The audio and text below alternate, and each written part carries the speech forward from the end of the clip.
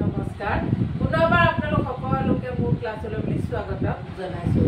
আজি মই পুনৰ আপোনালোকৰ মাজত উপস্থিত হৈছোঁ অন্য এটা ভিডিঅ'লৈ। আজি যিটো ভিডিঅ'লৈ আপোনালোকৰ মাজত উপস্থিত হৈছোঁ সেই ভিডিঅ'টোত মই আপোনালোকৰ মাজলৈ লৈ আহিছোঁ অহাকালি যিখিনি প্ৰশ্ন ৰখি গৈছিল আগবঢ়োৱা ভিডিঅ'টোত যিকেইটা প্ৰশ্ন ৰখি গৈছিল সেই প্ৰশ্নকেইটা লৈ। গতিকে আহক বেছি সময় কথা নাপাতো, সেই প্ৰশ্নকেইটানো কি আমি সেই বিষয়ে আলোচনা কৰোঁ। মই যোৱাকালি আপোনালোকক যিটো ভিডিঅ' আগবঢ়াই দিছিলোঁ সেই ভিডিঅ'টোত মই 1 নম্বৰ আৰু 2 নম্বৰ প্ৰশ্ন দিছিলোঁ। আজি মই 3 নম্বৰ আৰু 4 নম্বৰ প্ৰশ্ন লৈ আপোনালোকৰ মাজত উপস্থিত হৈছোঁ। 3 নম্বৰ প্ৰশ্নটো হৈছে প্ৰভাতে দীপকো কহ, অৰ্থাৎ প্ৰভাতে দীপক কি হয়? মানে ৰাতিপুৱা আমাৰ যেতিয়া পোহৰ হয়, দীপক মিন্স পোহৰ, চাকি হ'লে পোহৰ হয়। ৰাতিপুৱা সেই পোহৰ দিয়া এই চাকিটোৰ নাম কি? প্ৰভাতে দীপকো ৰবিহ, অৰ্থাৎ সূৰ্যটো ৰাতিপুৱা সূৰ্যটোক কিহৰ লগত তুলনা কৰিছে? দীপকৰ লগত তুলনা কৰিছে।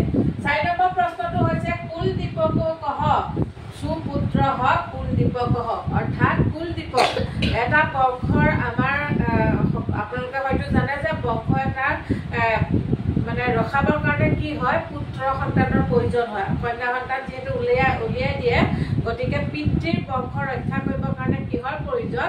এজন সন্তানৰ প্ৰয়োজন। গতিকে সেইটোকে কৈছে যে কুল মানে হৈছে বংশ। সেই কুলৰ দীপকটো কোন হ'ব?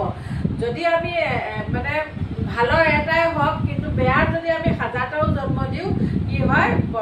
মানে একো লাভ নহয়। সেইবাবে কৈছে যে সুপুত্ৰ হওক, অৰ্থাৎ যিজন সংস্কাৰ প্ৰিয়, যিজন পুত্ৰ সকলো কথা মানে, যিজন পুত্ৰ একদম সভ্য, সেই সভ্য সন্তানটোৱে হৈছে এটা বংশৰ কি হয়? দীপক হয়। সেইকাৰণে কৈছে যে সুপুত্ৰ হওক কুল দীপক হওক, অৰ্থাৎ সুপুত্ৰ হৈছে এটা কুলৰ দীপক। ঠিক আছে, আজি ভিডিঅ'টো মই ইমানতে সমাপ্ত কৰিলোঁ।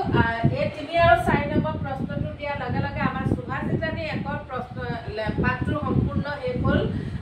অহাকালি পুনৰ যিটো ভিডিঅ' আপোনালোকৰ মাজলৈ লৈ আহিম, সেই ভিডিঅ'টোত মই এটা নতুন পাঠৰ, অৰ্থাৎ মই 5ম পাঠৰ সময় গণনা গণনা কৰিবলৈ দিয়া পাঠটোৰ মই সময়খিনি সংস্কৃতত কি বুলি কয় মই সেইটো লৈ আহিম। ঠিক আছে, অহাকালি মোৰ সেই ভিডিঅ'টোত আপোনালোকক সকলোকে লগ পোৱাৰ আশাৰে আজিলৈ মোৰ ফালৰ পৰা আপোনালোক সকলোলৈকে goodbye, bye bye, good night and take care, thank U.